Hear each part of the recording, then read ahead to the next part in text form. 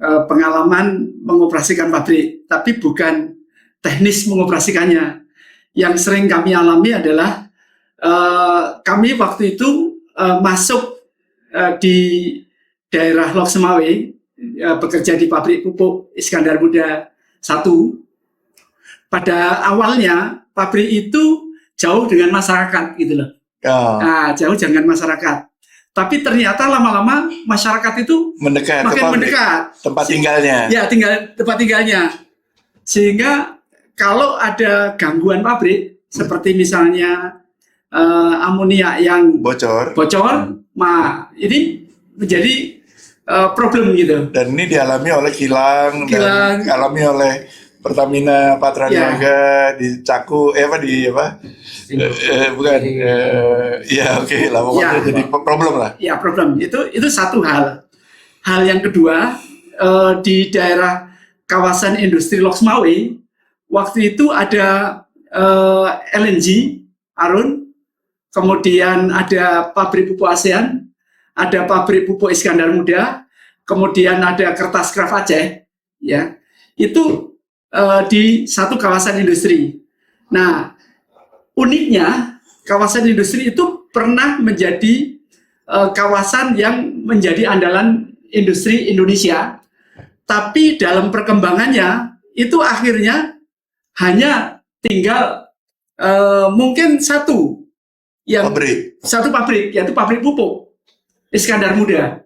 Sementara industri yang lain, LNG tutup. Kemudian AF tutup, pabrik kertas Kraft Aceh tutup. Nah, menurut saya ini perlu ada studi yang lengkap, ya, kenapa pengembangan kawasan industri itu tidak bisa sustain sepanjang masa gitu loh. Nah, ke depan kita akan punya kawasan industri Masela mungkin ya. Nah, dan kawasan industri Bontang. Ya, di Bontang dan di Papua ya. Nah, kalau studi di kawasan industri Lok Semawe itu bisa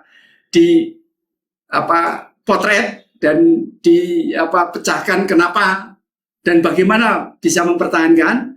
Nah, harapannya pengembangan kawasan industri di Indonesia lainnya itu bisa menjadi sustain gitu loh. Bagus. Ya, jadi meningkatkan kesejahteraan Indonesia, masyarakat Indonesia secara jangka panjang ini benar-benar tercapai gitu loh. Ya. Itu. Mungkin itu aja. Oke, pengeboran mau cerita sedikit. Ya. Nah, pengeboran itu begini. Sedikit.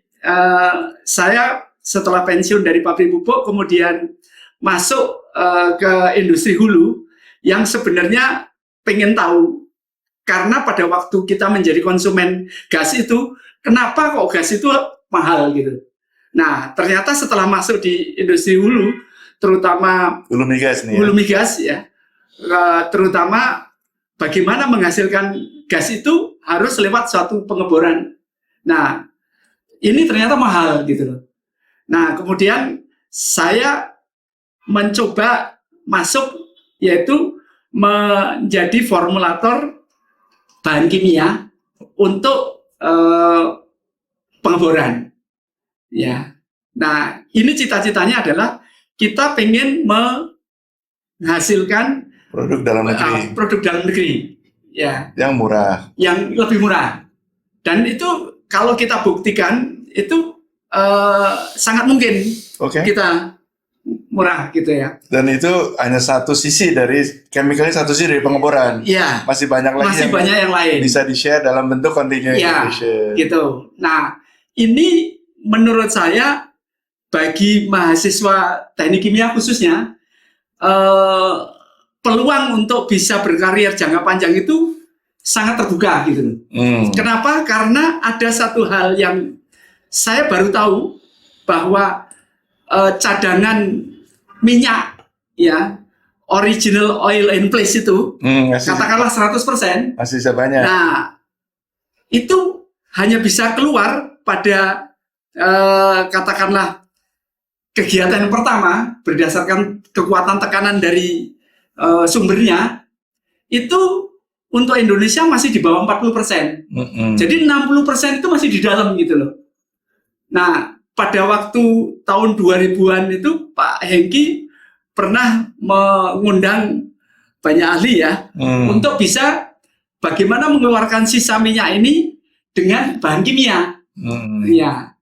Nah, menurut saya itu sangat mungkin dan sangat mungkin kalau kita juga masuk di dalam produksi bahan kimianya itu gitu loh. Ya kan, sangat mungkin gitu loh. Karena barangnya sudah ada, tinggal bagaimana mengambil gitu loh. Siap. Nah, ini menurut saya satu peluang bagi alumni mahasiswa dan kimia, peluang bagi continuing education.